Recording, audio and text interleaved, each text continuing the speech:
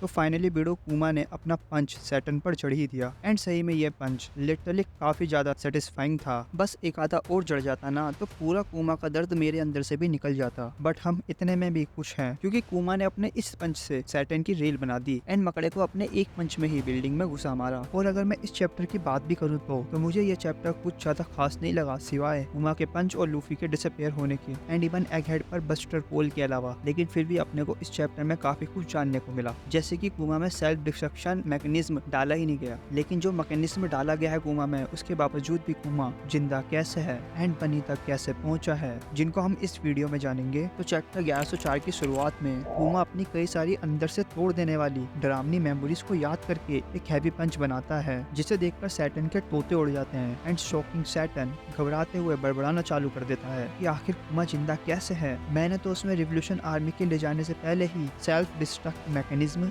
Activate कर दिया था। हे वेगापंक, आखिर ये क्या सीन है। लेकिन बेचारे वेगापंक के भी कुमा को देखकर होश उड़े हुए होते हैं एंड इतने में ही कुमा अपना एक ही पंच सैटर्न पर बरसा देता है, जिससे उसकी रेल बन जाती है एंड ये रेल जाके टकराती है वहाँ मौजूद बिल्डिंगों से, जिससे उसके ऊपर कई सारी बिल्डिंग्स और लैब्स गिरना चालू हो जाती हैं एंड इस नज़ारे को वहाँ खड़े सभी मरीन्स के बंदे आंखें फाड़ फाड़ कर देख रहे होते हैं कि कुमा ने 5 एल्डर्स में से एक को पंच जड़ दिया है। और इस सेटिस्फाई पंच का एक और फायदा होता है कि स्ट्रॉ हैट और बाकी सभी बंदे मूव कर पा रहे होते हैं, जिससे कई बनी को बचाने भागते हैं एंड डॉक्टर वेगापंक तसल्ली से बैठकर सैटर्न द्वारा पूछे गए सिनेरियोस के बारे में कि आखिर कुमा जिंदा कैसे है और यहाँ तक कैसे पहुंचा है अपनी कटी हुई खोपड़ी से सोचने लगता है कि उसने तो कुमा में सेल्फ डिस्ट्रक्ट मैकेनिज्म न डालकर सैटर्न को एड़ा बनाया था, क्योंकि वो जानता था कि ये बंदे कुमा के साथ ना कुछ एड़ी चाली करेंगे। लेकिन फिर भी उसने सैटर्न की बात मानकर कुमा में एक अलग टाइप मैकेनिज्म डाला था जो कमांड से कुमा को शट डाउन कर देगा एंड इसी मैकेनिज्म को मकड़े ने एक्टिवेट किया था, जिसकी वजह से वो किसी भी ऑर्डर को रिसीव करने में इनकैपेबल बन जाता है। लेकिन फिर भी डॉक्टर वेगापंक की खोपड़ी कुमा के यहाँ आने का रीजन नहीं खोज पाती। लेकिन अचानक उसे कुमा के ब्लड लाइन से रिलेटेड कुछ याद आता है कि इनके ब्लड लाइन में स्ट्रॉन्ग बॉडी के अलावा भी एक स्पेशल एबिलिटी भी मौजूद होती है, जिसके बारे में अपन जैसे बेरोजगार लोगों को नहीं बताया जाता एंड इवन अपने को ये भी नहीं बताया जाता कि आखिर लूफी मरीज के बंदों के पहुंचने से पहले ही कहाँ गायब हो गया है। लेकिन तभी सैटर्न अपना एक हाथ और एक सींग उड़वाकर वापिस आ जाता है, जिन्हें वो इजीली अपनी पावर से रीजनरेट कर देता है एंड सैटर्न की इस पावर के बारे में भी अपने को कोई आइडिया नहीं था एंड वो अगेन वही अटैक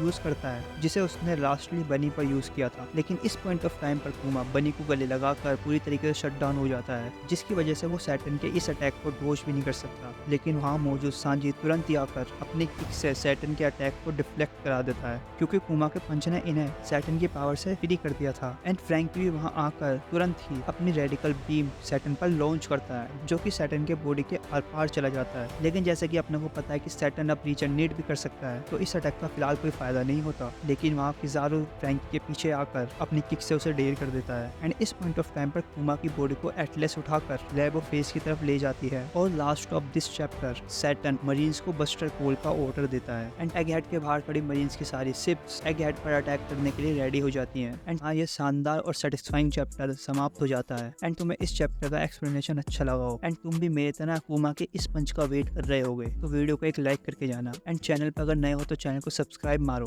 मैं मिलता तुमसे एक और चैप्टर के एक्सप्लेनेशन में।